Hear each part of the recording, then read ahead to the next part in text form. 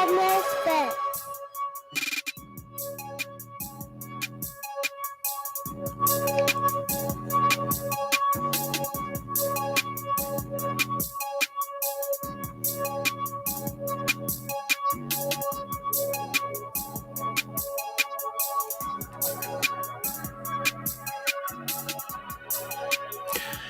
Hey everybody, welcome to Mr. Misfits. This is a little bit different. Brandon unfortunately was unable to join us.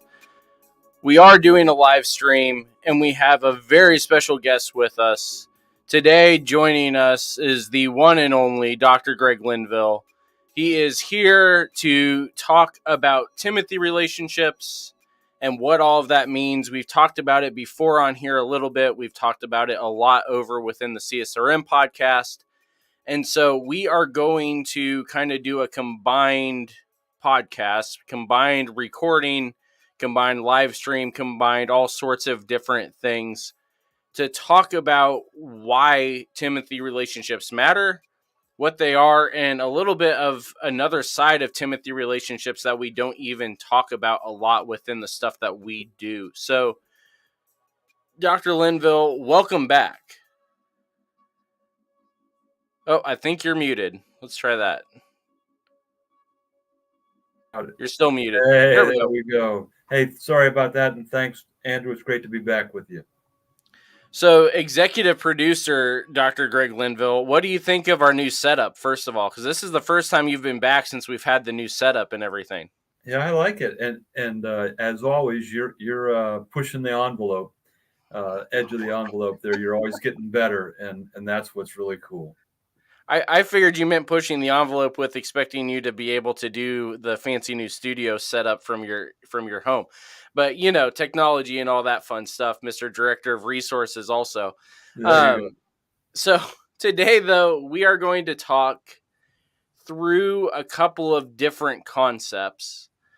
We're going to talk Timothy relationships is the main thing that we are focusing on. So let's start by actually, Dr. Linville, let's define out what a Timothy relationship actually is.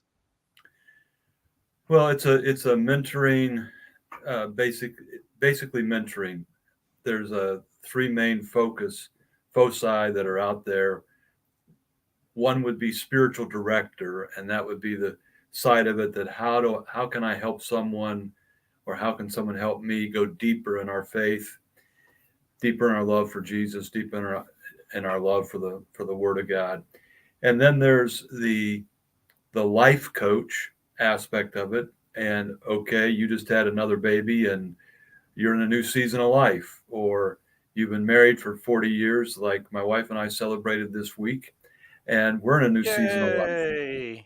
And then there's that, what I think most people think about, and that is the mentoring. And that typically is how can I help you do the job you're doing? I've done that job, or I've been called to do that. And so those are three sides of that. And that leads us right away into that yes, we talk about Timothy, but there's really the Barnabas relationship, and then the Paul relationship, and then there's the Timothy and reliable people going down through the generations. So everybody needs a Barnabas, someone who pours into their life, and then everybody needs the Pauls that you're ministering with, other peers, and then all the Pauls are supposed to have their Timothys. So there you have it in a nutshell. And then those are the relationship areas that we talk about a lot within CSRM, within the Misfits, within all of our different areas. But there's one other Timothy relationship that we're going to start with that we don't talk about quite as much. We've already talked about the fact we need Pauls, we need Timothys, we need Barnabases. But then there's another aspect of Timothy relationships, which is the family side of discipleship and Timothy relationships. And so really we're going to start with this. This is out of 2 Timothy 1:5, when Paul is reminding, or is telling Timothy that he sees the same faith in him that he saw in Timothy's grandmother and his mother. And that this faith legacy has been passed on down to him. And now, Greg, this is something that you have talked about in a few of our Agone Institute classes. I think specifically the Models of Ministry class. But what is the difference between spiritual descendants, family descendants, and what we're really talking about here, which is a combination of both? How do we actually see our family descendants also become spiritual descendants? Well, hopefully that's the case.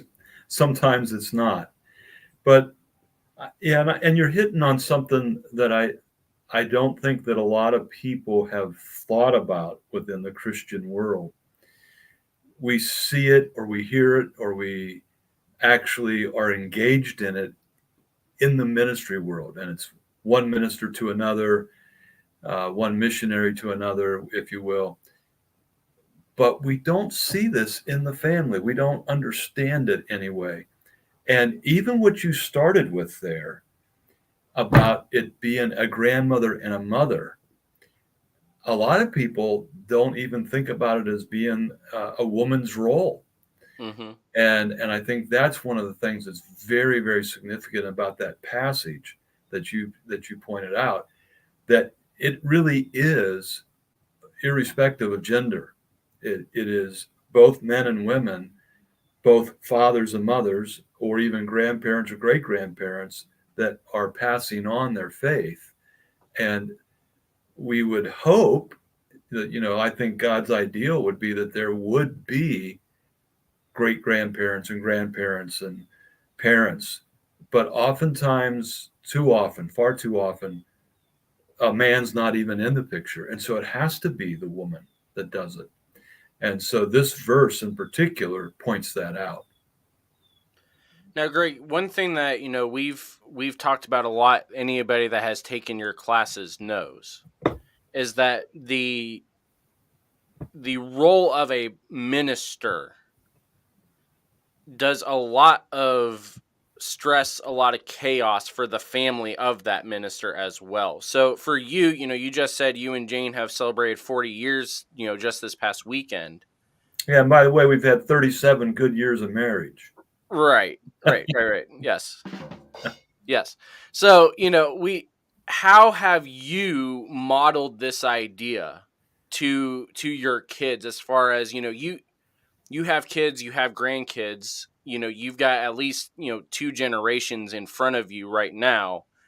What are you doing actively for this idea of a Timothy relationship within the family? How have you and Jane structured your ministries and your lives to be able to reach your kids? Well, it's a great question. And I can only hope that I have done what I'm getting ready to say. And, let's pause for just a second. And let's just take that minister who might be tuning into this, or anybody who's not a minister. And the minister, they really do get this when they do ministry, but they don't do it with their family. And that's one of the biggest mistakes, because our first ministry is to our family. And as I read the scriptures, unless we are doing fairly well at that, not perfect, nobody's perfect. I just said 40 years, and there's been a week here and a month there and a day there that we haven't done very well in those 40 years, but overall it's been good. And so family's our first ministry. And so what does that mean? In the same way that I, as a minister, would reach out to that Timothy, that younger minister, and try to spend time with them, try to take the extra initiative to pray for them, take the extra initiative to think through what it is that God's called them to do and how has God shaped their life, and try to figure out the best way forward for them, whether that be an academic way forward, an experiential way forward, a relational way forward, whatever. It just takes, for people in ministry, we kind of do this naturally with those people who are our ministry Timothys, but we don't do it with our kids or grandkids. And so let's just take it a step at a time. Pray. There's nothing greater than praying for your kids and grandkids. And one of my most blessed belongings that I have is a diary from my great grandfather, who I never met. The first time I see him is when we embrace in heaven. And yet he prayed for the future generations. He didn't even know who I was. He was just hoping that there would be me and others. And he prayed for us. And seeing my grandfather praying, who did know me and who did pray for me, prayed with me and for me. And then my father and mother praying for me.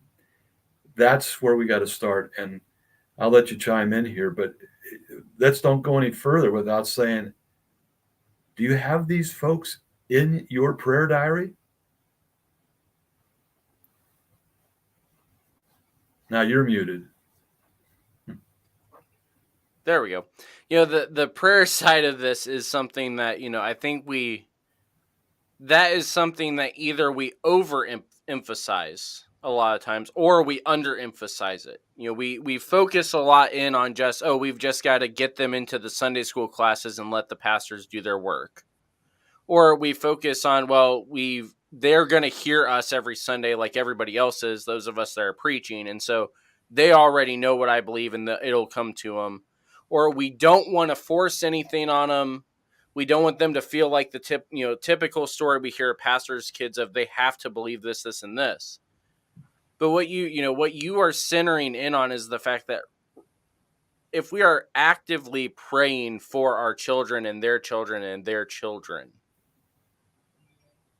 that is going to alleviate a lot of the pressure off of us to have to try to force something that may or may not be there already. That's exactly right. It's great insight. And let me make it even more practical. In my prayer diary, I pray for some very specific things for my kids and grandkids. I pray for that, if the Lord so wills it, for their spouse, their future spouse. I'm praying, obviously, now for the spouses that my kids and adopted kids have.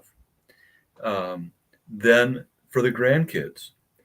And not everybody's supposed to be married. There's a holy calling to be single, but most people end up being married. But even in this day and age, where more people live together than get married, just to pray for their marriage partner, for their spouse, their husband or their wife, that is significant in and of itself. And then praying for the marriages once they have come. That's one area. Another area is praying that they would come to know Jesus, that each one would have a personal relationship. There's another section there in the diary, praying for their vocation.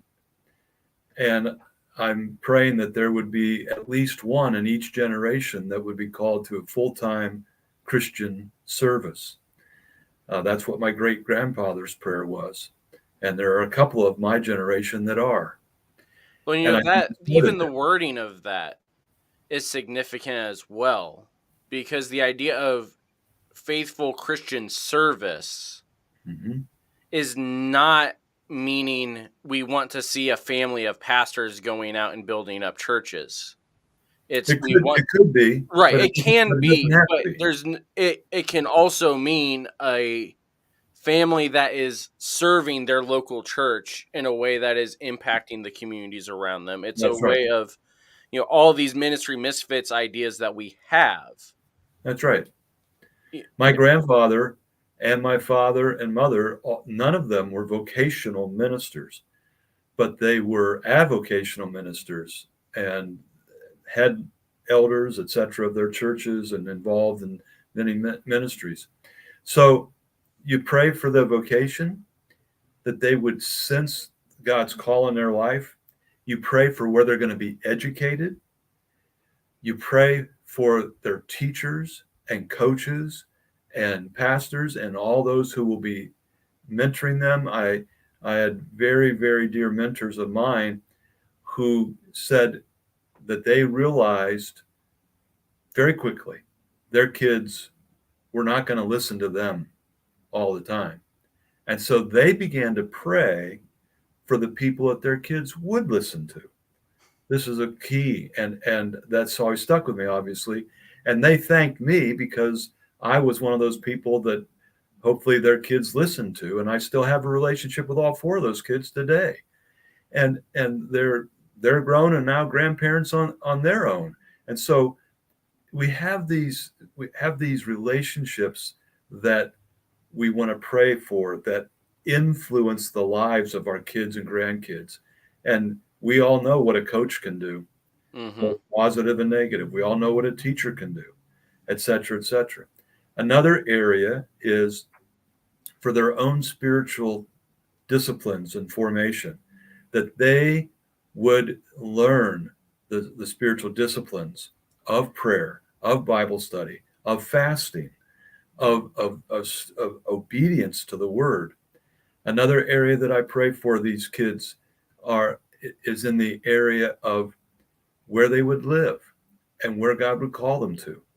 Another area is purity, that they would be pure in their lifestyle, that they would be honoring God in mind, body, and spirit.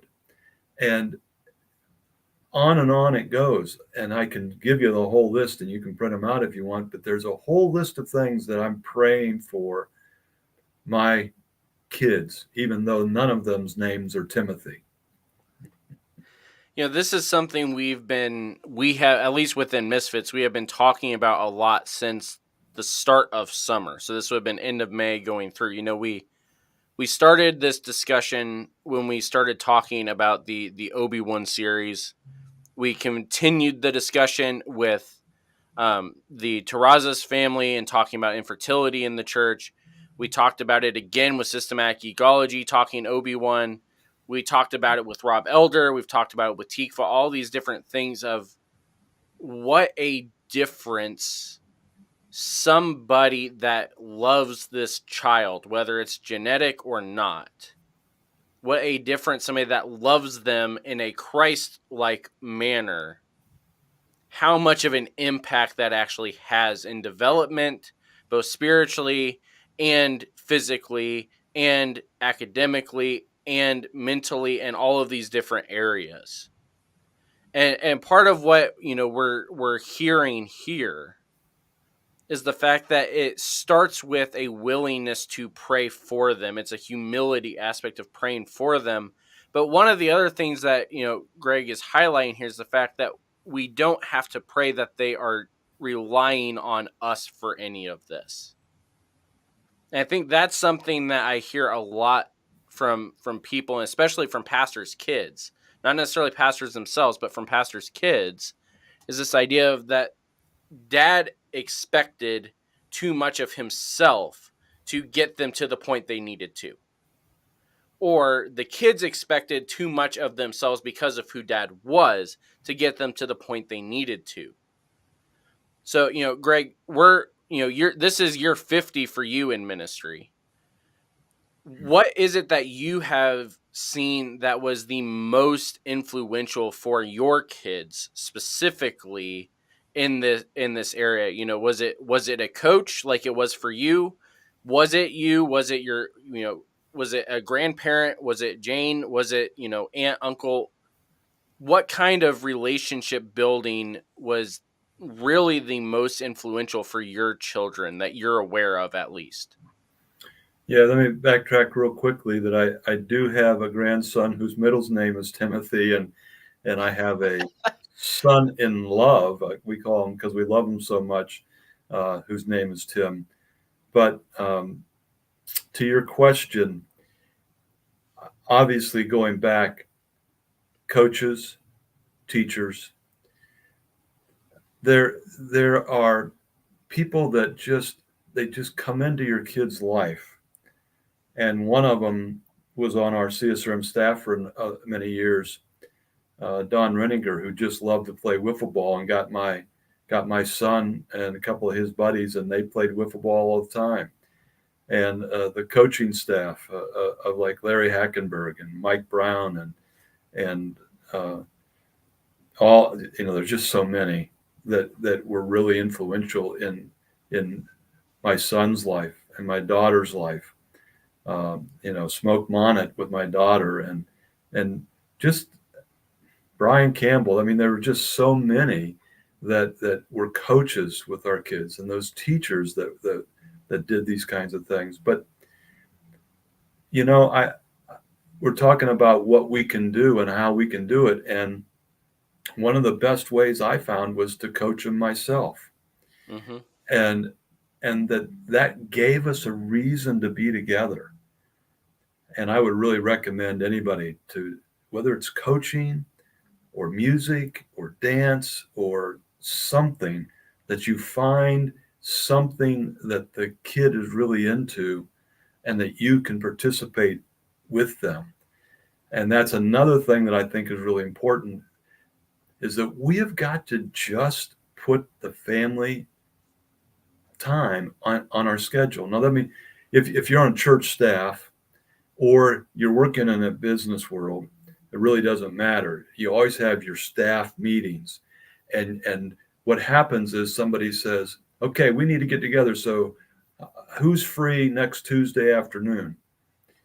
Well, if you don't have your family schedule already on your personal, in England, they call it a diary. Here we call it our day planner or day, whatever. Now we call them cell phones, but yes. Yeah. If you don't have that down, then you're answering that question, say, I'm free. And so what I did always with my wife is say, we've got to get our family on first. Let's get the day, the whatever, and the time and get it down. Then when you're in that staff meeting and say, are you free next Tuesday afternoon? Say, I've got a previous commitment. Rarely do they ask you what it is. Mm-hmm. If everybody else can't do it either or whatever, they go to another time. But if they go around and say, well, okay, you two guys, you got something, and then you can say, well, this has been on my calendar for a long time. It'd be really hard for me to change. If they come back, say, you're the only one, can you do this or not? Then, okay. And then you go home and you say to your wife and kids, you say, 9 out of 10 times, this is it. But I'm bringing home the money. This is what I'm called to do. I'm going to lose my job if I don't cooperate at some point. And at that point, they say, oh, it's cool. The other thing I'd say about this, Andrew, is that this is more particularly for people in ministry, because I think sometimes they think that what they're doing at the church or in the mission field, whatever, trumps whatever they're doing at home. Right. And they feel like it's a super spiritual thing. And I get that. I understand it. But sometimes even the business person says, this is more important. What I did once my kids started to reach a certain age of about 10 years of age, I went to them every year and I said, do you want me to stay doing this ministry position at the church? And for 15 years, I was at a local church on the staff, one of the associate pastors, and in charge of this sports, rec, and fitness stuff, and doing a few other things. And they said, oh, yeah, Dad, it's fine. It's good. No problem. My son was about 12, maybe 13, and he said, Dad, why do you keep asking me this every year?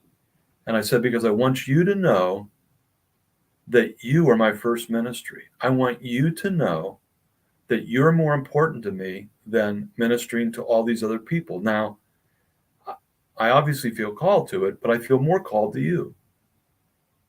And he said, Dad, don't worry about it. He said, you spend way more time with me than my friends' dads do with them, and everything's cool. And I said, well, all right, but I also know it's kind of hard sometimes to grow up in a pastor's home. Everybody's looking at you and all that kind of stuff. I said, Dad, don't worry about it. He said, It's all good. I said, are you sure? He said, yeah. He says, and besides, if you gave up this job, you'd have to give up the key to the gym. Priorities. So, yes, Priorities. it shows you where he's at. But I think it starts even with your, those of you that might be listening, watching, and you're in your courting years and you're starting to think about who are you going to marry. I felt led to ask my wife to marry me. And I did. And I went and I said, babe, will you marry me? And I just shared with her some things that were why I felt that was so and why I wanted it to be so. And then she said to me, there is no honor that a man can give a woman higher than asking them to be their life partner. And I feel very, very honored. And I want to say yes. But in order for me to say yes, I want you to know that you have to say to me that I will be your first ministry. And if God should bless us with any children, that will also be your first ministry. If you can say yes to us being the first ministry, and what I mean by that is that every single time somebody in the church or mission field or whatever asks you to do something, and you say yes to that, you have to understand, she's saying this to me, you have to understand that every time you say yes to something, you're going to have to say no to something else. And what often happens, what I've seen in ministry, is that the minister often says no to their family, and that's not going to work here. Now, this sounds really romantic, doesn't it? I mean, we're having like a business conversation in this proposal. But she was right. Knowing Jane does not surprise me at all. But she was right. And I am so thankful that she was right. And whenever I have honored that, it has really gone well for us. And so I'm saying that whether you're in ministry or you're in business, you've got to put your family schedule on your calendar prior to anything else. It's got to be the highest priority. And that last thing that you said, as far as that, Jane told you, is really part of what we wanted to make sure got brought up here and was recorded for posterity's sake. Is this idea of every yes you say to something is a no to something else, and what your priorities are, and all those sort of things. So that is a big piece to all of this. But the other side of what you were talking about with your kids and with Jane both is something that, again, this is not necessarily Timothy relationship related fully, but it's something that unless we say it, we want to make sure that it has been said. Is that, ministry in any capacity is a family commitment. And so if you are being called into if you feel like you are being called into ministry and you already are married, you already have kids, you need to make sure that they are aware and are feeling the same sort of call that you are before you commit to anything. Micah already knew full well where we were headed. Well, we thought we knew full well career-wise where we were headed. Jane knew full well with you where she was headed. Our kids were all born into a ministry family. Mm-hmm. But if I were to ask Micah to marry me and I've already been involved, and I have not been involved with ministry, and we get married, and then a year or two down the line, it's like, oh, I feel like I need to go to seminary and get this degree, and we need to start working at churches. We've got to make sure that she is feeling the same sort of call, because it's going to affect her in the same way that it is in a lot of cases in a much heavier way even than it affects us. That's right. What you're talking about particularly is someone who has maybe a second career in ministry. Right. And they've been married for a while and they've got kids. And what you've just pointed out is exceedingly important. For anybody that's considering a second career ministry, it's not just your call, it's your entire family's call. And it's not, you know, Jane never said, I'm going to lead the Bible studies with you. Right. But nonetheless, there's something that has to be committed to there. Well, and even just the time commitment of you having to be away Yes. is enough of a commitment on her part to have to allow. That's exactly right. But now let's back up a couple steps here too, because I talked about you have to put the family schedule on your calendar first. Part of the way that is helpful there is in two basic areas. One is what we call Sabbath. And one of the mentors, one of the Barnabases in my life, when I started down this road and I went to him and said, what would you say is really important? He said to me, Sabbath is important, but he said, sometimes we get locked into a view that it's one day a week. But he said, Sabbath is really more than that. It is that, and I'll come back to that. But it's also thinking about 1/7 of every day, not just one day in 7, but 1/7 of every day. And he said, what I have found, and he had been in ministry at that time about 15 or 20 years, he had said, what I found is that there are basically 3 elements of a day: morning, afternoon, and evening. You need to be working 2 of those. And the third one is completely off limits to anything that has to do with ministry. Now, again, Mr. Businessman or Mrs. Businesswoman, it's applicable to you as well as it is to anybody that's in a vocational ministry. In other words, a ministry that you get paid for. Because sometimes you can think that, okay, I'm doing this and this is my career, but you have to have some parameters there. And so 2/3 of every day, I'm going to work a morning and an afternoon, or a morning and an evening, or an afternoon and an evening, but I'm not going to work all 3. And the other third of that day, that Sabbath of that day, needs to go towards your personal and family and marriage. Then when you add that on 5, maybe 6 days a week, that you take a full day of Sabbath. And that could be the traditional Sabbath of Saturday. You don't do anything at all for the business, anything at all for the ministry. Those who are in ministry, it's probably going to be a Saturday, or it might be a Monday. It might be another day, because your main day of work often is the Lord's Day, that Sunday. But that day needs to be set aside, and you don't do anything. And that worked out in even our family, that our kids got it because they weren't allowed to do their homework for school or any schoolwork at all.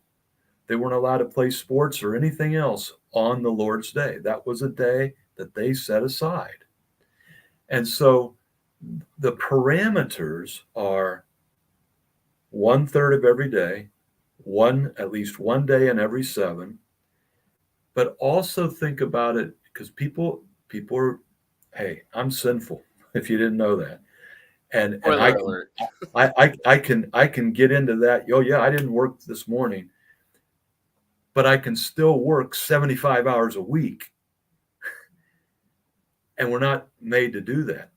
And so this is how it was for me in vocational ministry. Everybody, a full work week in America at this time frame is 40 hours a week. That's what's expected. Some might be a couple hours less or more, but basically 40 hours. Now, if I'm asking people to volunteer in my ministry as a coach, as a Sunday school teacher, as whatever, they're working 40 hours a week. So if I'm asking them to work 5 hours or more, I should be willing to volunteer. So for me, and there's no magic to this, there's no biblical passage that I can point to, but for me and my house, As we served the Lord, it was 48 hours a week. 40 was what I got paid for. I volunteered 8. Why wasn't it 10? Why wasn't it 5? I don't know. It was just 48. And it was basically that I'm adding 1 extra hour or 2 extra hours a day. That's kind of how I looked at it. So the parameters: 1 Sabbath part of every day, 1 Sabbath day a week, but no more than a certain amount of hours. And we're gonna dive into the second half of this discussion here after a break. But part of what you're talking about there is why we use the language of local missionaries for our volunteers. That's right. Is because they are taking time out of their already busy schedule to serve the local church and the local community in a missions setting. And so beyond just your own personal parameters, this is also good to remember for those of us running any kind of ministry, of the fact that the people that are volunteering their time to work for this, we need to remind them of the same parameters as well, because their family is their first ministry as well. This is before the break here, part of why we wanted to talk about this is that this is right at the top of my mind over the past few months. My grandmother died back in July. And when all of us got together for the funeral, what we saw was this exact thing that we see in 2 Timothy 1:5 played out. There were 30 of us total there, plus 4 more in Africa. Wow. Now, when my grandmother and my grandfather got married, they were both high school, or my grandpa actually was an elementary school dropout. Grandma was, Nana was a high school, didn't finish high school, got married young, and were atheists. But now, fast forward 60 years, you have 3 generations all in this pool,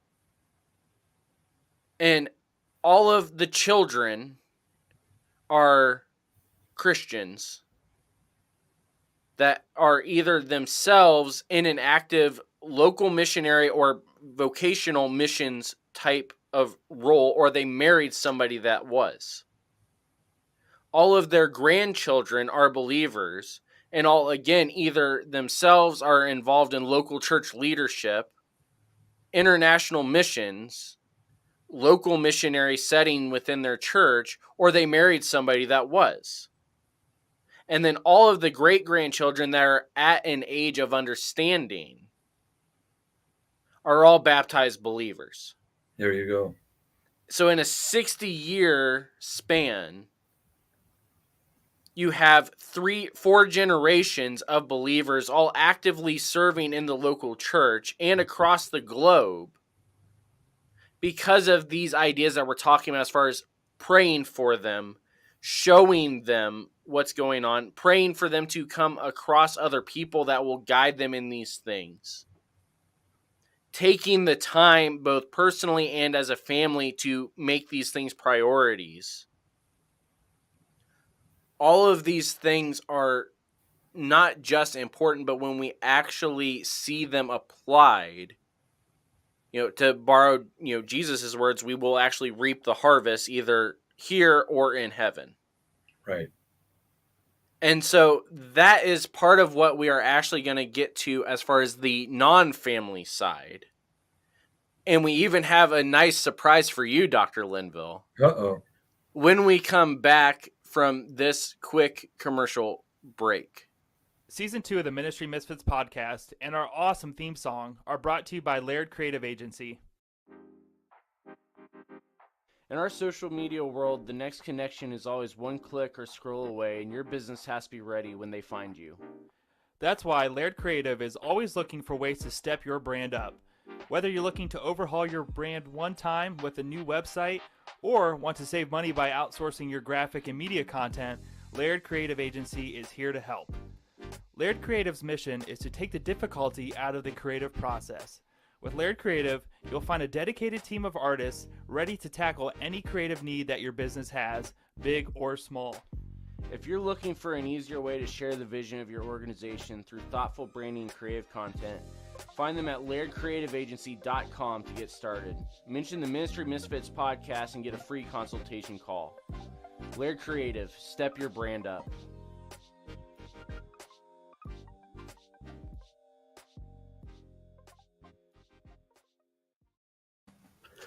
All right, welcome back. We are still here with Dr. Linville. We are still live throughout the OVRadio network, and we are live throughout the OVRadio network for a very specific purpose, because we are talking about Timothy relationships, which is a big piece of everything that we do within CSRM, Overwhelming Victory, Misfits, all of our different outlets. This is all a big piece to what we do.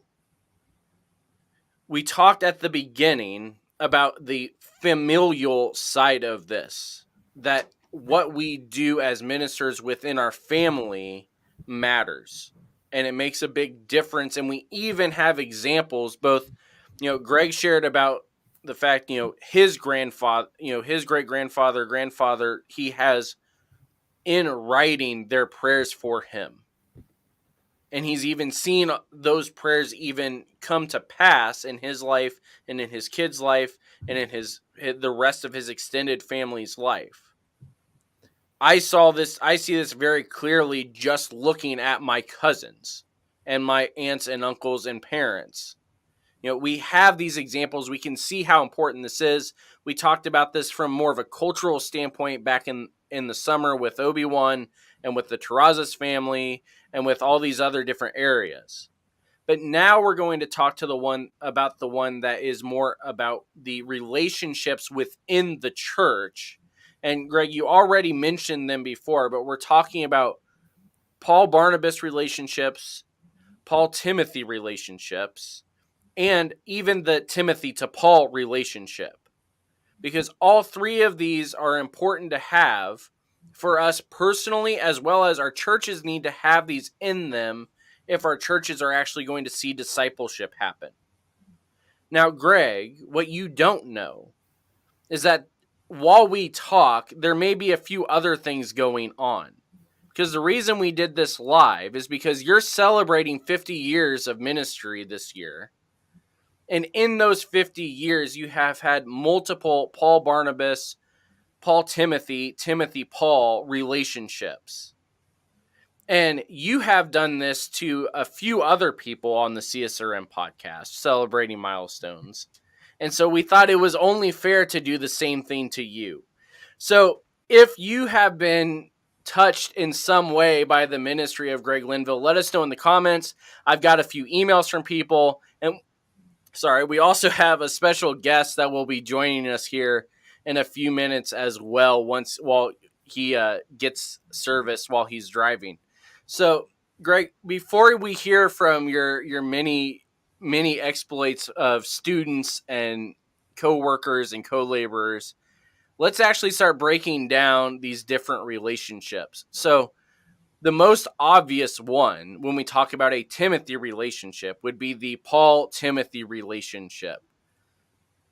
Give us a little bit of insight into what is that actually supposed to look like? Well, hopefully the Paul person has a little more experience, maybe a little more wisdom, not necessarily a higher intellect or intelligence, because intelligence is what you're gifted with, but wisdom only comes through years and through experience. So that hopefully there is that side of it. But there's also the Paul. It's a positional thing as well. It's not just what you're hoping for, but it's something that you're assigned to or you take on. And if you are a Paul, and I like to think of it as a Barnabas, that the Barnabas is the person who helps get the whole thing going. And of course, Barnabas, the son, being Bar in the Hebrew language, like Mick is for the Celtic world, the son of encouragement. And hopefully the Barnabas person is the biggest encourager of those people and saying, here's where I think you need to work this thing out, or think about this, or grow in this area.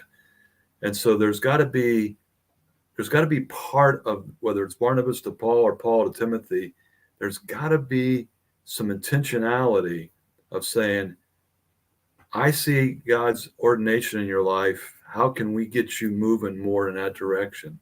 There's a lot of intentionality to that.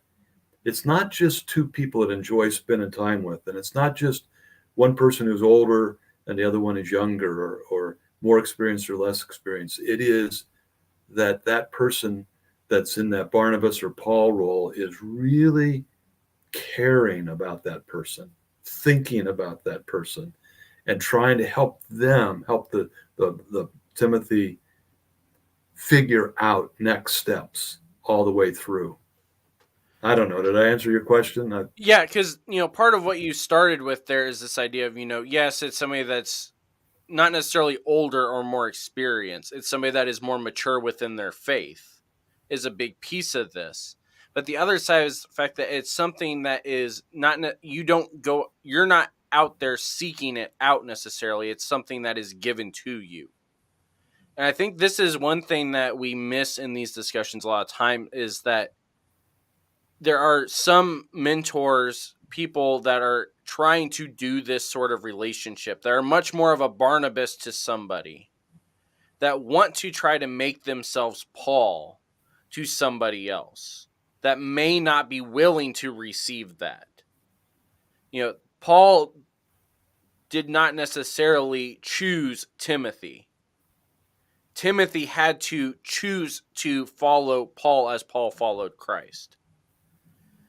So the one of the big pieces to this I think we miss with Paul is that in order to be a Paul, you already, and this goes into our 5 B's even, of you've already got to be a part of a system that allows you to have the relationships with the Timothys to make Timothy actually want to come and learn from you. And Greg, this is something that you specifically have had a lot of Timothys throughout the years. Over 50 years, you had to have had quite a few of them. And so we're waiting for one of them to call in. One of them currently is also a Barnabas to you. And he was hoping to be calling in right now, but got stuck in a staff meeting. So he sent a letter for me to read to you about your guidance and the way that you have impacted him. And I won't tell you who it is until I get to the end, because I want to see if you can figure it out. So it says, Greg, when I consider the Paul-Timothy relationship, I immediately think of my relationship with you. As a high school athlete, I know that you would often pray for me even before we met. God used you to pray for names like mine that would show up in the sports section of the Canton Repository. Little did I know that I would one day be called into ministry and sit under your leadership as a grad student at Malone University. The biggest thing you infused in young sports ministry students like me was to fan the flame of our faith through spiritual disciplines and a growing relationship of God, which is what we talked about at the beginning for family also. Not only did you teach me wonderful orthodoxy, but you taught me practical orthopraxy that I have used to grow as a minister and, more importantly, as a disciple of Christ. Throughout my 20 years in ministry, you have been a mainstay of encouragement, mentorship, and loving correction when I needed it. Even when ministry took me to different roles in different states, you maintained a relationship with me, and your love and care have carried me through. Thank you for being the Paul in my life as a young Timothy. Your example has led me to look for Timothys in my own life and network, and as I get older and step into a Paul role, your influence continues to impact many generations of ministers. Thank you. And that message, Greg, do you have any ideas? Well, I prayed for a lot of high school athletes. My prayer diary was the repositories. That's the Canton Repositories, the newspaper's sports page. I have a feeling from what he said there, it might be Mr. Dan Stouffer. It is Mr. Dan Stouffer. That is correct. And I don't know where my bell went. There we go. Yes, Dan Stouffer, who is currently the executive director there at CSRM. And part of the reason why we're doing this is not just to honor you and also potentially embarrass you on, live internet, but because of the fact that what everybody is going to be highlighting here is exactly what we're talking about. Because what we have seen with, what Dan just shared is that the same way that you were intentionally praying for and influencing and training up your own children, you also were doing that with local athletes in your own community, because they were just as important to develop as your own children. Even though we already said your family is your first priority, they needed discipled just like everybody else did. And especially for you, who we've heard your story before of somebody that came to faith because of a coach, and a coach that was willing to invest into you. Now we see the impact that comes out of it. Well, that's much appreciated. And I'll tell you what, Dan is, he's exceptional, absolutely exceptional. And he is a living example of all that we talked about just before the break, about how he sets his family aside. I got to tell you this story to finish talking about Dan. I was a young guy doing inner city street work and working for the YMCA and Young Life. And I was called a youth worker, but I was most effective when I had a basketball in one hand and a Bible in the other. And they didn't call it sports ministry back then, but we had a camp. We had a weekend camp. And we had over 300 kids that were coming to it. And this is way before cell phones. And the only way somebody could get in touch with anybody was every parent of every kid that was going on a retreat got a phone number that they put up on the refrigerator and called this, and it called right into the mess hall of the camp we were going to. That was the only way. And so we're having our pre-camp staff meeting, and the guy who's leading it, somebody comes out of the mess hall and says, hey, is there a guy by the name of, and yeah, so he went in, took the call, came back, and he said, hey guys, okay, I know I was going to do the talks, you're doing those now, and I was going to do that skit, and you're doing that now, and I was going to do that seminar, and you're going to do that now, and you're going to lead these meetings. Why? What are you going to do? Well, my wife needs me. What? Your wife needs you? You got 300 kids and everything's dependent upon you? I'll tell you what, I was really mad at him. I was really, really mad at him. How could he do that? This is a bad example. You can't do this. You're being a bad Barnabas. You're being a bad Paul, He died way too young. And at his funeral, I just hope that my kids and wife could say half the things that they said about him. And he modeled for me what that looked like. And taking it back to Dan, Dan's doing that. And Dan made a decision last year to put his family ahead of a major conference. That's the kind of man that Dan Stouffer is. Well, not just a major conference, a major committee meeting as well, because he was about to be named our executive director for the board meeting that same weekend. And yet he still stayed behind to take care of his family. And we all know this, that if the guy who I told the story about, if he did that every single camp or every single year or month, he wouldn't have had a job. Mm-hmm. And he didn't do that all the time, but he did it whenever he needed to. And so when I now want to compliment my dear brother, Dan, this is the highest compliment that I can pay to him, that he's a living example of he's putting his family first. And there are times that our families, their needs preclude what we can do in ministry.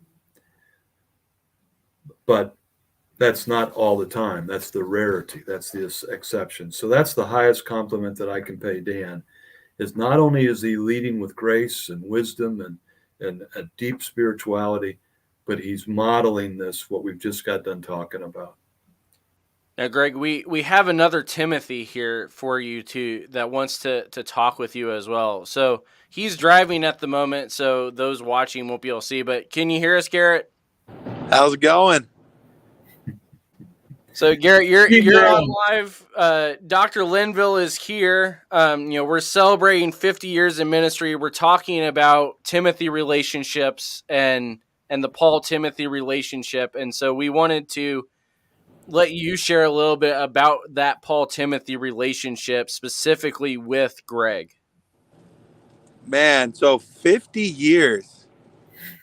50. I'm not sure if I should compliment or insult. I'm not 100%. If you want to do that, I've got the rim shot ready. Okay. No.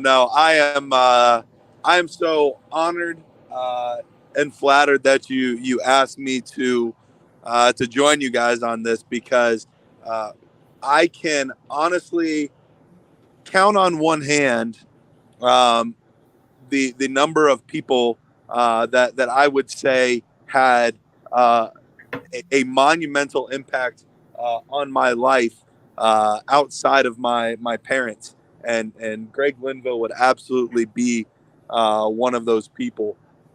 There was so many different life lessons, whether it would be I just heard the story. I came in at the end. I specifically remember Greg telling that story and talking about how your family is your first ministry, and he repeated that over and over, not to be annoying or repetitive or anything like that, but that way it would drive home a point that if we get those things out of whack, that we're not going to experience the fruitfulness of what God has for us. And so I just I remember that specifically. But whether it would be that or silly things like teaching us how to play cricket, or lessons on this is probably what Paul was looking at while he was writing his letters, and the games and the sports, and just all of that kind of stuff over the years. And then even after college, time spent with him, whether it be with CSRM, or there was times where he was helping a church I was working at transition, and there's just so many different times where when I would need advice, or somebody I even knew needed advice, he would be one of the guys to go to. So I've just always been so appreciative of him and what he's done, not just in my own life, but in the more broad ministry of sports ministry. It's just an honor to get to have worked under him. G-Man, thank you, my friend. Hey, my question, you know what it is? What have you done today?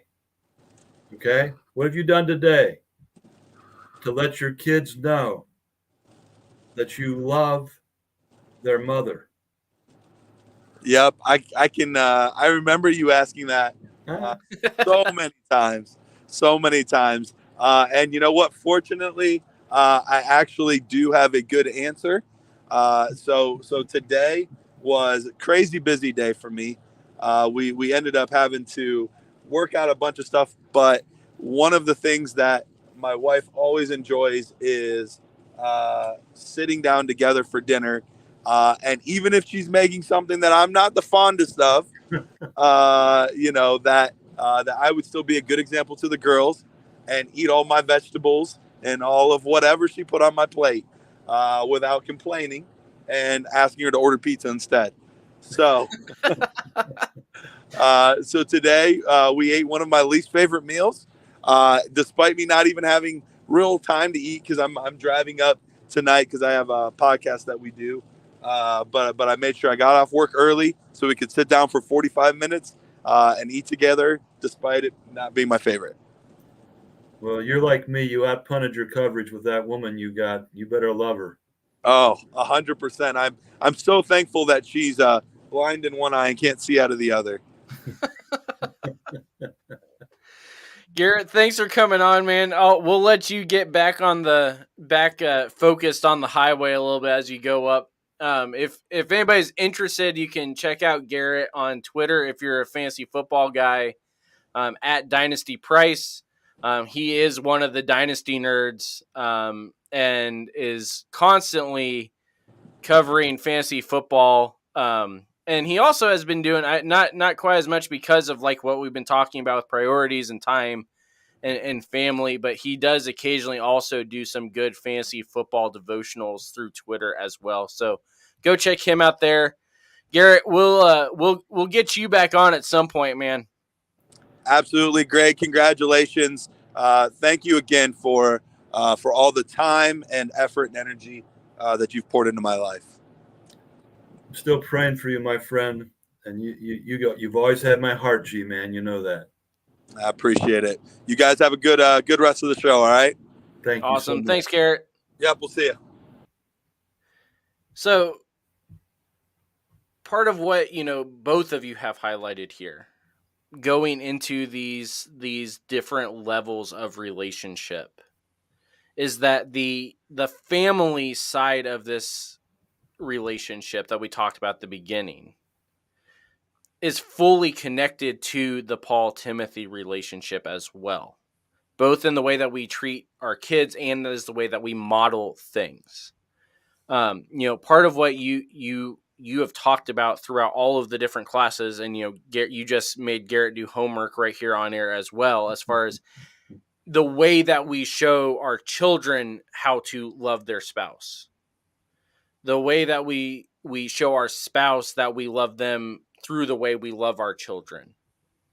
Those sort of things are things that are modeled, and that you as Paul have modeled to a lot of us Timothys that have come underneath you.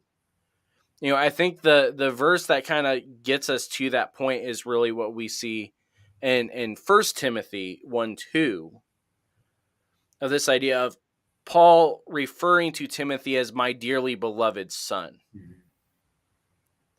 And this idea of the actual idea of a spiritual descendant, and the way that you treat them and love them is very much the same level that you are loving your spiritual, your physical descendants as well. Greg, before we move into the other side of the conversation, as far as the Timothy to Paul, help us understand from your perspective as somebody who has had probably hundreds of Timothys, if not more, across the globe over these past 50 years. How do you actually go about loving them as dearly beloved sons? We've moved on from the family relationships now, right, to other ones? Right. Now we're talking just in general of, within the church.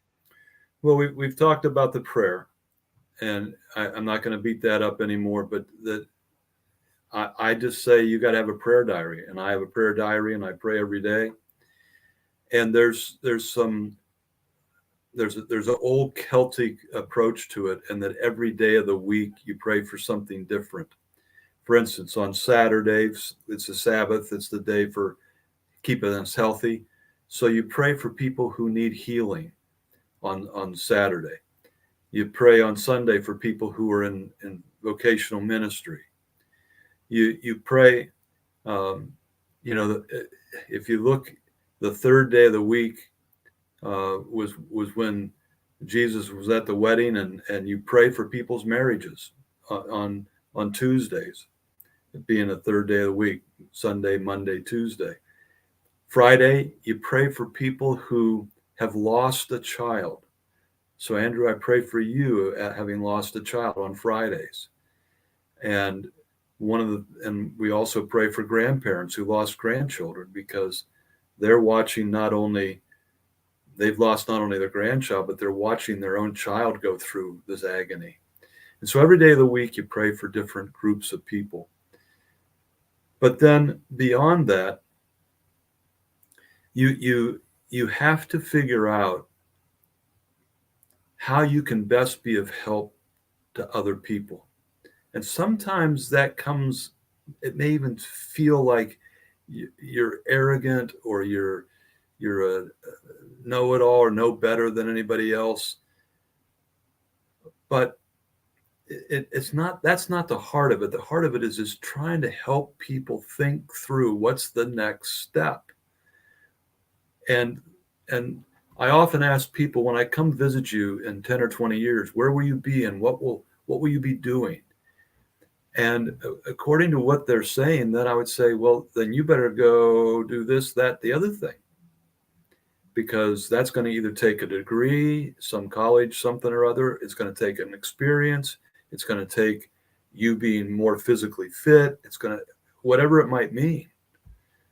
And this intentionality of really thinking through what is it that these people need. And there are some generalities. We all need Bible study. And then there's specifics. And you have to, the scripture that, and we going back to the first segment, the scripture says, raise up a child in the way that they should go. It doesn't say raise every child the same. And that's the same with our spiritual Timothys.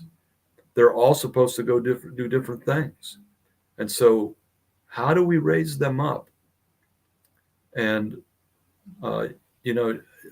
G-Man was, we thought maybe there would be a sports ministry at a local church, but he's forming his own path, and he's going on another sports ministry route. Well, let's get him there. How can we do that? And that's part of really sincerely thinking and praying about, God, here's this Timothy. What am I supposed to do? It's intentional. If it's not intentional, it's accidental at best. And that's what, I don't know if I'm helping you or not, but that's... Oh, no, because that word right there is the key, I think, to all of these different things, both the family and the church, is the intentionality. Is the phrase you just, the catchphrase you just give, that's Roger, isn't it? If it's not intentional, it's accidental at best. I don't know where that came from. For some reason, I'm thinking it's if it is a sports ministry term, it definitely comes from Roger Oswald. Shout out to Roger Everything Oswald. started with Roger. Everything comes from him. But the intentionality aspect of all of this is really the key. I think that is part of what has set you apart, specifically Greg, as somebody that has been able to do this for 50 years. In multiple roles, whether that was in the local church or in the university or in the paraministry field, or through writing of books or through training up, guys like PF to be able to go and find other people in other nations that are going to rise up and do it in their nation as well. Your intentionality is, I think, part of what separates you out, as well as most Pauls that are actually doing the work of raising up Timothys that raise up Timothys. The disciple making disciples is this fact of you are not cookie cuttering every single person and doing everything the same way you have for 50 years. Everybody that has walked through your office, wherever that office has been a new person that you are intentionally getting to know and disciple and pray for. I remember very distinctly walking into your office and you then saying, you need to come with me because I forgot I have a final I'm supposed to be giving in the other room. But having to go with you for you to give out the final and then go back to your office, and you sitting there asking me, why sports ministry? Why this school? Why are you even here? And, for some people listening in, it may have even sounded a little bit harsh and gruff because you were asking very straight questions to a high school senior that you had just met that had traveled 8 hours to come. But what the conversation ended with was, you are not supposed to be here just doing this. You need to also be studying this, this, and this so that we can get you to where God has called you. Because it wasn't about another student under Greg Linville that eventually is going to come work for him at CSRM. It was about another image bearer that God has placed in my care that I can now invest into intentionally to grow. Which is why when we did lose Carson, the phone call from you was, I'm going to say this one thing and then you are going to talk. Tell me what you need me to do right now. There was no agenda. There was no, this is what the Bible says. There's none of that. It was, what do you need me to do right now? Do you need me to hang up the phone? Do you need me to yell and scream with you? Do you need me just to pray with you? Do you need me to send food up? Do you need to just yell and vent on your side of the phone? What do you need from me as Paul right now? And that is something that honestly I think only comes as a spiritual gift to people that have gone through those 5 B's that we talk about, that have fully become a disciple of Jesus and are ready to go out and make more disciples, is this willingness to actually be intentional and invest into the next generation, whether it benefits you or not. Now, the other side of this conversation is what Garrett and I and Dan all have already talked about, is what does it look like to be Timothy to Paul? Mm-hmm. And the first part of this we kind of already talked about, and that is the fact that we as Timothys have to be willing to go and find a Paul. If we are not willing to be discipled, the disciplers cannot disciple us. It's got to be intentionality on our part as well. Great. What has it been for you that you have seen, whether in your own experience as a Timothy or with any of the Timothys that you have brought up? What really stands out for you as far as the heart of somebody that is wanting to submit to this kind of discipleship?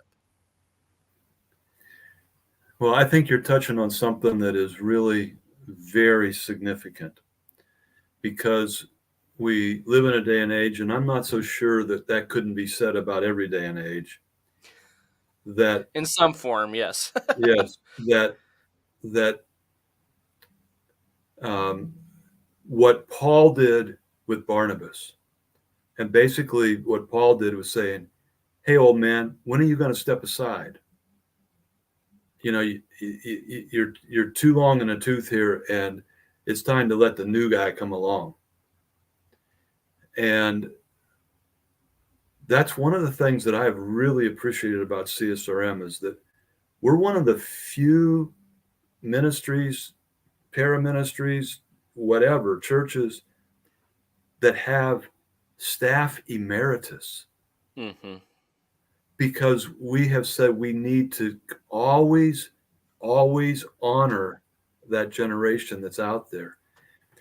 And this is, and I'll sing yours and Dan's praises, because you guys, you probably listen to me too much. You're trying to give me too much honor. But the young buck, they have some strength that the old guy doesn't. But there's a lot of wisdom that they don't have yet. Speaking of staff emeritus, before you continue, you do have a message from one of them as well. So Brian Mason, our good friend across the pond that is probably asleep at the moment, and so he could not join us. Right. Wanted to pass on a message to you. He said, our journey together along the North Atlantic corridor over the year has been a welcome boost to the UK sports ministry and the bedrock of family relationships. Our time together in Egypt and in the Holy Land was particularly memorable. Half a century of sports ministry impact, Greg, you have been a gift of international growth and development. Enjoy your many accolades, and you know that you have been a blessing to all. Yeah. It was, again, pre-cell phone days, and people don't even know what this is anymore, but they were airmail letters that crossed over the Atlantic. His coming to me and mine going to him. And that's how we corresponded for the first few years. And then one of my greatest joys was when he was on the CSRM staff and we served together. And he's another one that has just modeled stuff. And yeah, he's a few years ahead of me. He's been a mentor to me. We've been Pauls together in a lot of ways, but I'd really recommend his book, Maintaining Pace. And anybody in sports ministry, God in the Stadium, there's nobody better than Brian Mason. And well, and really, the Maintaining Pace book is a lot of what you were about to get into. mm-hmm. As far as for people like me and Dan and Garrett, Mm-hmm. as far as that are still Timothys to guys like you and Brian, but that also are finding Timothys of our own, is that the Maintaining Pace book by Brian Mason highlights for us the wisdom of the Pauls that we had as well. Yeah. You know, you're thousands of books that if you're not, you yourself didn't write, you at least edited or mentioned in, highlight again the fact of, you know, we already talked again how many things have come from Roger Oswald and the influence that he had of this, whether, you know, for them, they were more of a Barnabas to Timothy to me through you, but their impact still is felt. But it only comes from being intentional about actually seeking these people out and wanting to hear their stories. Yeah, you're right on it. And the older you get, the harder it is to find somebody older than you to help with these things. And you had said this before, because you're wise enough to understand that age is not necessarily the thing, but there does have to be some years. And you and Don Renninger before you guys have often said to me, you know, Linville, you don't know this technology stuff, but man, you make us work because you're always trying to get us to stretch where we're at. And you're always asking us to do more than we've ever done before. And so you've been a mentor to me in these areas. And even today with this new way of doing this recording, you're out there. You're my mentor. And I would be absolutely stupid if I didn't bow before your wisdom in these areas. But I also want to say that you have, as much as anybody, said, teach me. And even to the point where you say, I want to do these podcasts with you because I want to learn it. I want to get it.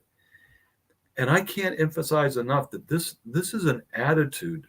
This is a spirit that we have. And if we can't be teachable, we're not going to learn anything. And I mentioned the guy that I went to and about asking him about Sabbath and stuff. And another guy that I went to and I said, what would you do differently? I'm just starting my seminary. What would you do differently? And he said, I would do my daily devotions in the original languages. In other words, I would read the Greek New Testament or the Hebrew Old Testament. And I said, why would you do that? He says, because I lost all my Hebrew and all my Greek within 6 months of seminary. You know what? I said, I'm doing that. And I had to make a decision. I knew I was going to be more a New Testament guy. And I've done the Greek. I did it this morning. I'm doing it every day. Well, as much as you do that, 5-6 days a week. And I haven't lost it. I'm getting better at it. And so go into people and just say, and pour into my life. And whoever's watching or listening to this, and you're the senior pastor, and you're the head of the ministry, you need to have your church, and I tell this to churches all the time, you need to have your church set aside a few $1,000s every year so that you can go and sit with people, so that you can be mentored by them. That needs to be part of every budget, that every ministry leader gets in front of people. And then you just get out the pad, get out your digital whatever, take the notes. You need to take the notes, and you need to meditate on them and cogitate on them, because you're the senior pastor and you're 45, but you don't know it all. And there's some people out there that if you'd be willing to sit with them once a week, sit with them once a year, sit with them on a regular basis, that's who's going to take you where you need to go. And I was stupid when I was young, and I didn't do that enough. But I learned quick enough that I've learned enough. And if I have anything to pass on today, it's because I was willing to listen and learn from some people. So, well, and something that you just highlighted there is something that Garrett, I know, has said the same thing. Shout out to Hunka, he's said the same thing. The fact that you were told by an elder minister to stay current within the original languages as much as you can. But that is something that you instilled in us as freshmen within your sports ministry classes.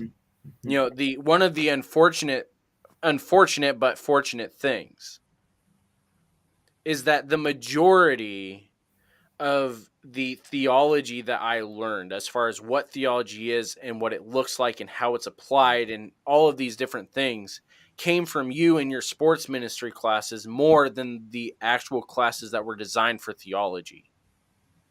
Because you intentionally went about instilling that desire and hunger for the word in its original language and in the message that it portrays throughout all time in your Timothys. Well, I've had a real blessing to be called a professor at a number of different universities in 3 different countries. And I'm not going to tell you which one it was, because I don't want to be mean-spirited in any way. There were good people in all of them. But I was asked to teach a theology class. And I was more known, as you said, in the sports ministry or the ministry world. So I was always in the pragmatic side of it. And for that theology class, the textbook was the Gospel of John. And the other faculty members really took me apart and said, how can you teach a theology class like that? And I did what I just did then. I just laughed. I said, what do you mean? What's a better textbook than the Bible? And he said, well, you can't teach theology from that. And I said, well, let's think about this. Let's think soteriology, chapter 3. And I went right down through missiology and ecclesiology and Christology and all the ologies. And I kept pointing to this chapter and that chapter and that chapter. And I'll tell you what, some of the students in that class, they still come back and talk about the same kind of thing that you just talked about. And I know I'm still being trained. I'm in a like a year and a half course right now. And we're studying theology. And the textbook we have is not the Bible, but the textbook is written by a theologian that every single paragraph has the Bible in it. Mm-hmm. And so we've got to have this, Andrew, don't we? We just got to have that as part of who we are. And if we don't last. That's for sure. Hey, And it, you've been more than honoring on this, and I'm embarrassed by it. well, we And have one more comment to you embarrass lied you to me with about here. this, but We've got one more comment to embarrass you with. Our good friend Don Wyrick over at Playing for Eternity typed an entire book in three parts here.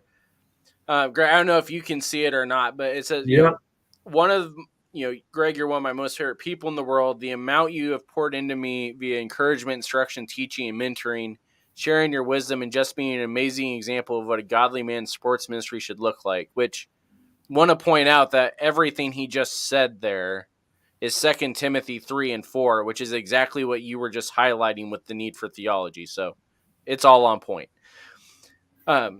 The example of what a godly man's sports ministry should look like has been immeasurable. You challenge me by using words I don't know, which again goes back to the whole Greek thing, but I immediately go look them up. One of my most lifting moments within ministry was when you asked me to endorse your book. It blew my mind that someone with your credentials asks that. And lastly, our conversations that we share, often at Reach, especially this last one during the sunset, have impacted my life in all aspects. Can't thank you enough and love you kindly, sir. hey Don, you my man, and nobody was supposed to know we weren't in the session.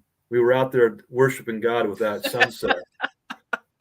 Hey, Andrew, I'm going to tell you, this is why we do ministry. Man, Don and I have a heart, just like you and I have a heart, and we sit there, and those are those moments where they're with you for the rest of your life. Mm-hmm.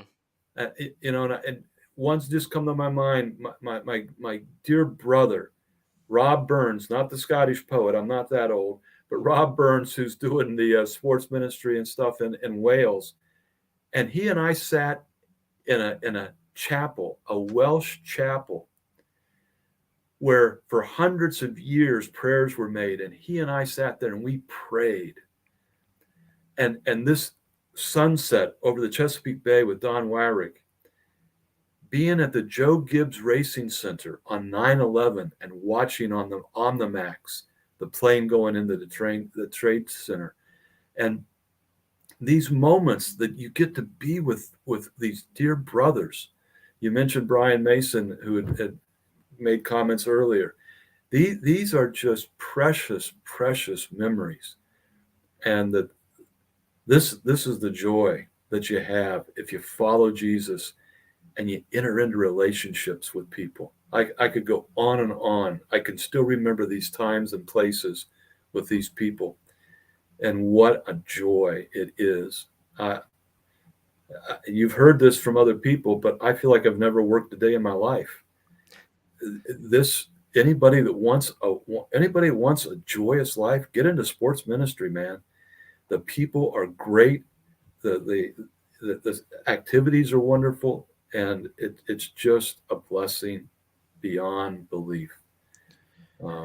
So Greg, we've got about a minute and a half here left here, but we want to make sure people know where they can find out more about exactly what you were just talking about. One place that you can go to find out as far as the sports ministry side of things, as far as what this looks like, because, like we've said, and like Don just talked about, what Brian has talked about,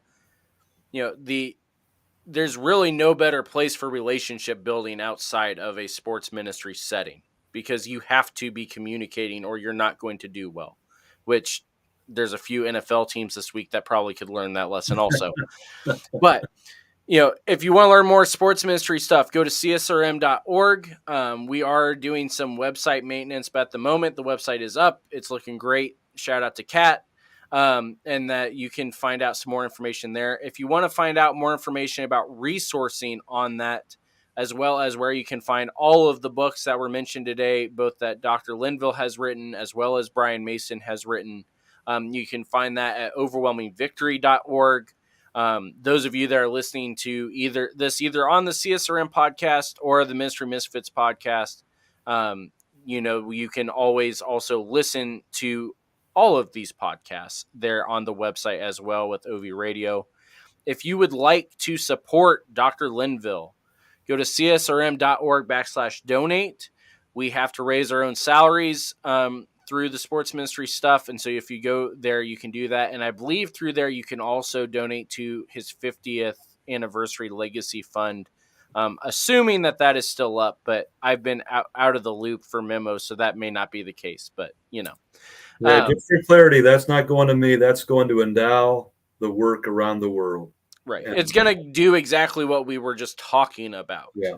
Yeah. Of, your legacy, Greg, is far more reaching than you probably even realize because of the work that has happened through CSRM, specifically that you helped found, that you chaired for 25 years. And that, now even outside of CSRM, through the stuff that we're doing with Misfits, through the stuff that goes on at First Friends, through their sports ministries, through all of the students and everything else, the amount of people that you have impacted is probably incalculable. All praise to Jesus. Thank you. Also with that, speaking of the Misfits, if you would like to find out more about the Misfits stuff, you can go to our website. That's ministrymisfits.com.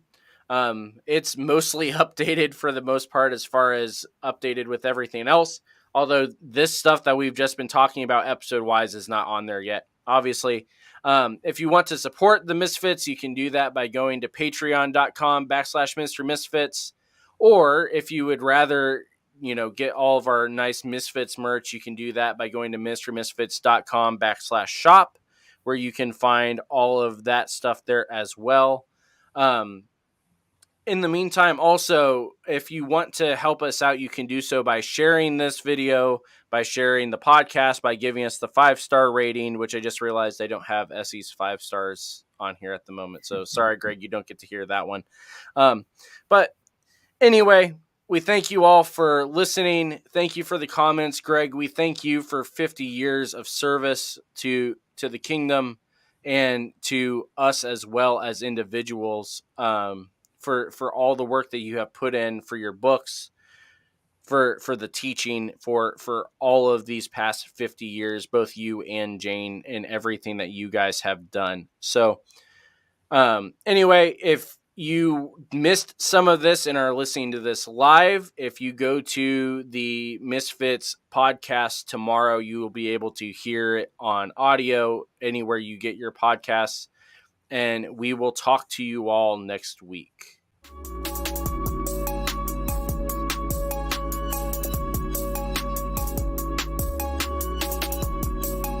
The Ministry Misfits podcast is a production of Ministry Misfit Media in association with Overwhelming Victory. Dr. Greg Linville and Andrew Fouts are our executive producers, and Brandon Simmons is associate producer. The Ministry Misfits theme song is written and produced by J.D. Laird and Laird Creative Agency. If you would like to get in touch with us, you can email us at ministrymisfitmedia@gmail.com or by following @ministrymisfit on Facebook, Twitter, Instagram, and TikTok. You can also visit our website at www.ministrymisfits.com or through bio.link/ministrymisfits. If you would like to support Ministry Misfits, you can become a patron by going to patreon.com/ministrymisfits.